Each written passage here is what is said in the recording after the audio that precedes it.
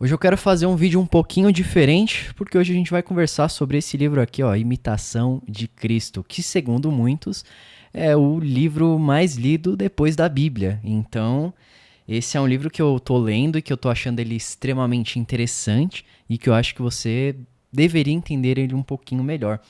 Ele foi escrito por Thomas de Kempis, aí um cara que viveu na época medieval, por volta de 1400. Ele foi um grande estudioso, ele era católico, mas as riquezas que estão dentro dessa obra são muito, muito incríveis.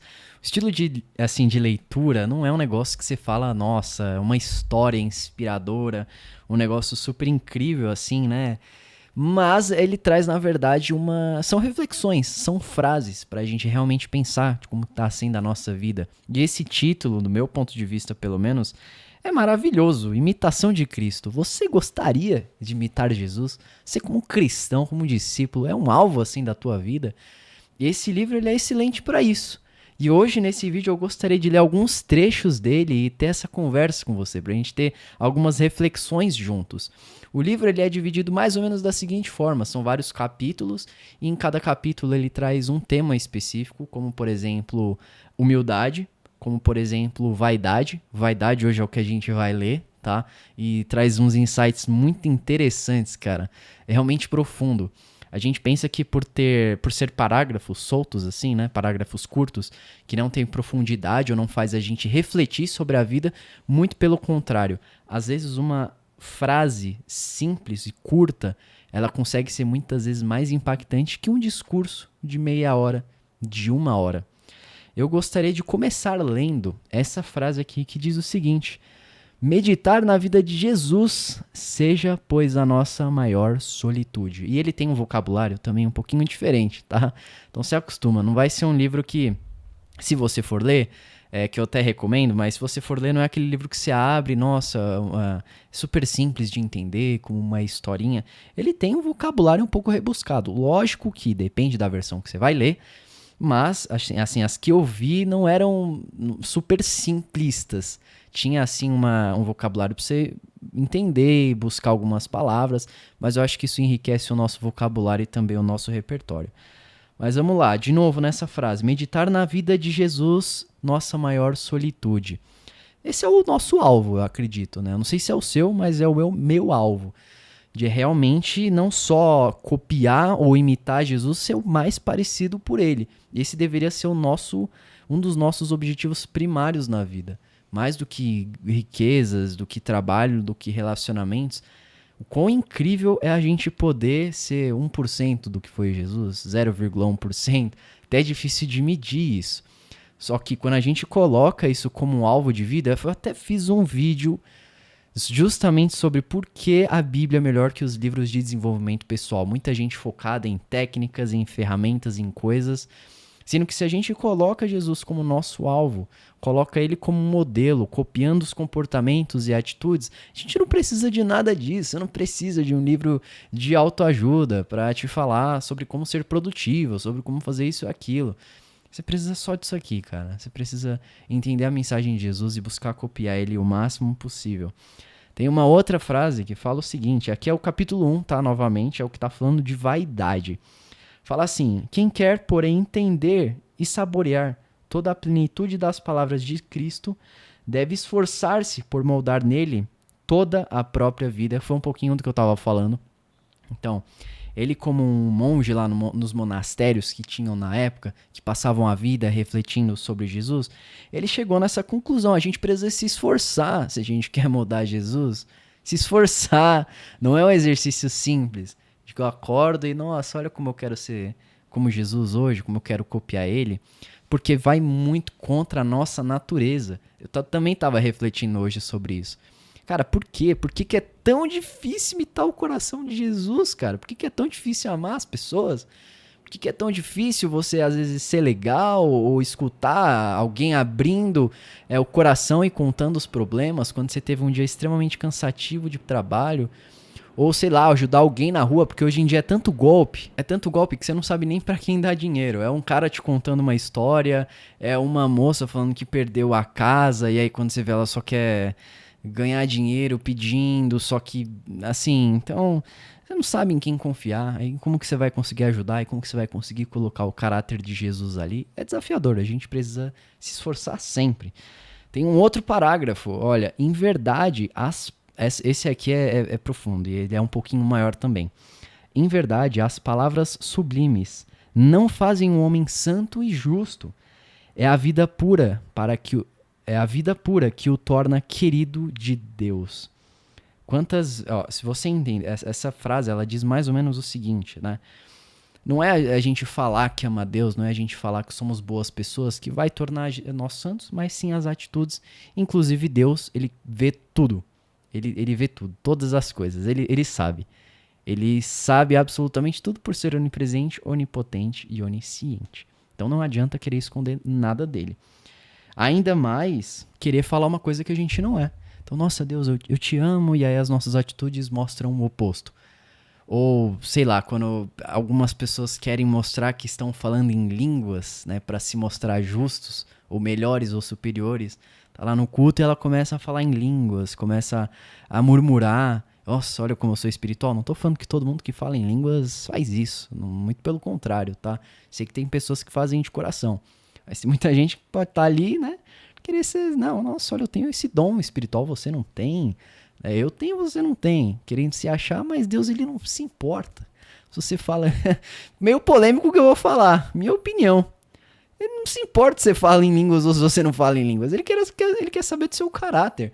Que falar em línguas vai edificar alguém? Se edificar alguém, perfeito, maravilhoso. Mas só falar por falar e não ajudar em nada, não adianta. Então, da mesma forma, é isso. É o que essa frase fala, que eu acho extremamente importante, inclusive nos dias de hoje. Porque é tanta gente vendendo, é tanta gente falando tanta coisa, mas as atitudes são tão diferentes, isso até no meio religioso. Você vê gente falando que ama a Deus pregando no púlpito, cara. Pregando no púlpito. Isso é algo que me incomoda. Como que você vê, como que pode alguém usar a verdade de Deus pregando lá na frente e viver uma vida completamente demoníaca, cara? Isso é algo que eu acho maluquice, eu não sei se você concorda comigo. Acho uma loucura. Ela não tem temor, cara. Ela não tem o princípio da sabedoria, que é o temor do Senhor. Ela não teme ser julgada, ou será que a mente dessas pessoas está tão corrompida que pra ela o que ela tá fazendo é certo? Eu tô falando aqui daquelas pessoas que têm uma vida completamente diferente, absurdas, completamente fora da Bíblia. Não é uma pessoa que peca, assim, que é um pecador, mas que vive deliberadamente no erro. E tem diversos escândalos. Teve escândalo recente de igreja X, igreja Y, que você fala, cara, não é possível, eu tô vivendo o cristianismo errado, cara. A gente tá precisando muito da misericórdia de Deus. Eu não sou santo, não tô falando que eu sou santo. De todo vídeo eu falo, padeço da misericórdia e da graça dele. Você também, cada um de nós. Só que tem atitudes que assim, não dá, nem isso dá, não, é incabível. Mas tudo bem.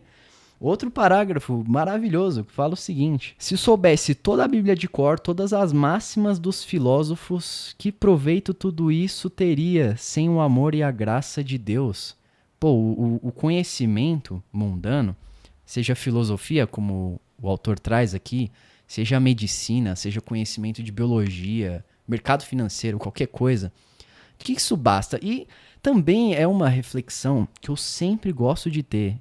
Quando eu penso em propósito de vida, quando eu penso o que eu quero fazer, eu chego muitas vezes nessa conclusão, que basta eu ter, sei lá, ter um diploma de doutorado, que basta eu ter um diploma de doutorado, se eu não consigo imitar Jesus, se eu não consigo ter amor pelas pessoas. Isso e nada é a mesma coisa, porque o diploma ele é terreno, um cargo ele é terreno, muitas coisas são terrenas e vão, né, derreter, vão ser destruídas com o tempo, com o passar dos anos e etc. Mas o que é eterno? Eu acho que a gente deveria se preocupar com as coisas eternas. A gente fica muito preocupado com o que é terreno, com o que é material, com o que não importa de verdade.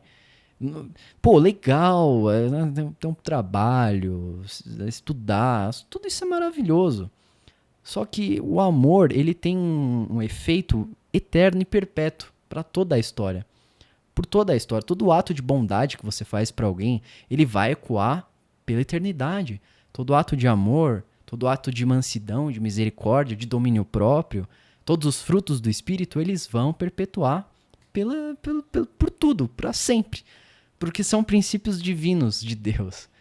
E aí cultivar isso, acho que é o que muito dá alegria para o nosso espírito, muito dá alegria do viver e desse propósito, do propósito de viver, que não é só para ter um conhecimento prático, para ganhar mais dinheiro, que eu também vejo isso muito hoje em dia. As pessoas estão estudando, as pessoas estão se formando e, sei lá, até criando conteúdo para ganhar dinheiro, para, cara, sugar um centavo da pessoa para enriquecer. Só que não é isso que torna ninguém verdadeiramente feliz. Isso entra até nesse tópico da felicidade. Hoje eu posso afirmar para você que eu sou uma pessoa extremamente feliz e realizada em Deus. Lógico que eu ainda tenho diversos sonhos e objetivos. Mas é muito bom quando a gente consegue chegar nesse nível assim de... Ok, se eu morrer hoje, eu vou morrer em paz. Eu vou morrer na plenitude. E não vou ficar com amargura, não vou ficar com remorso ou triste de não ter alcançado nada. Tá tudo bem, porque eu fiz o máximo que eu podia, porque eu entreguei o meu melhor pro Senhor. E isso até continua, ó. A suprema sabedoria consiste em tender para o reino dos céus e pelo desprezo do mundo. Desprezar o mundo. E tanta gente quer viver um cristianismo, cara, de viver as duas coisas, né? Não, peraí, vamos pegar um pouquinho do mundo aqui e vamos juntar um pouquinho com as coisas espirituais ali. A gente meio que faz um bem bolado e tá tudo bem, pô, tá tudo bem, você... tá tranquilo, indo por umas festinhas cristãs, uns negocinhos diferentes, a gente não tá fazendo nada de errado. Vamos começar a misturar a teologia da prosperidade, pô, vamos pegar aqui dinheiro, né, e começar a misturar café, com esse negócio de desenvolvimento pessoal... E aí você começa a contaminar as igrejas, você esquece que isso é uma prática meio que... É uma prática que vai contra, muitas vezes, os princípios de Deus. Não é errado, eu não acredito, eu já falei, eu sou consultor financeiro, eu trabalho com isso. Eu ajudo os meus clientes a investir, a cuidar do dinheiro deles. Então eu não acho que o dinheiro em si, ele é o mal, é a pior coisa do mundo, a gente precisa saber. Ele não deve ser o nosso mestre, a gente que deve dominar ele. A gente que tem que dominar o dinheiro, não deixar ele estragar ou corromper os nossos valores ou princípios, ou ele estar acima de tudo. É a gente controlar e saber gerenciar ele da melhor forma possível. Só que se ele começa a corroer o nosso caráter, e eu vejo que tem acontecido isso muito em muitos cristãos, ou os que se dizem cristãos, são só frequentadores de igreja, de querer, pô, vamos colocar o dinheiro acima de tudo, vou pregar lá no culto com Rolex, vou colocar minha Ferrari na porta pra mostrar que eu sou um pastor digno, ou vou começar a arrancar os dinheiros dos fiéis, falando que eu preciso arrecadar dinheiro pra comprar um prédio pra montar 50 mil outras unidades pra ganhar mais dinheiro. E aí você vê as pregações dessas igrejas são completamente tendenciosas e não tem nada a ver com o que é verdadeiramente ser um discípulo. E querer viver essa vida mundana da prosperidade, que o evangelho não traz isso. Não tô falando que é errado você ser rico ou você ser bem, tem diversos personagens da Bíblia que tem isso. Mas você querer exaltar isso mais do que o próprio se negar e carregar a cruz, ou muitas vezes querer abrir mão de sonhos em prol de Deus, e deixar o que? Não, prioriza você, prioriza os seus sonhos. Você é uma pessoa maravilhosa, independentemente do que você fazer, Deus está contigo. E essas mensagens sedutoras que não é bem assim não é bem assim não, pera lá um pouquinho. Então, como eu falo, ó, a sabedoria, pô, é ir atrás do reino de Deus, é desprezar o mundo. Você precisa desprezar o mundo, cara, sério, despreza o mundo. Vamos lá, a gente tem que trabalhar, a gente tem que estudar, com certeza. Mas vamos desprezar, cara. Essas coisas não importam. Não importa.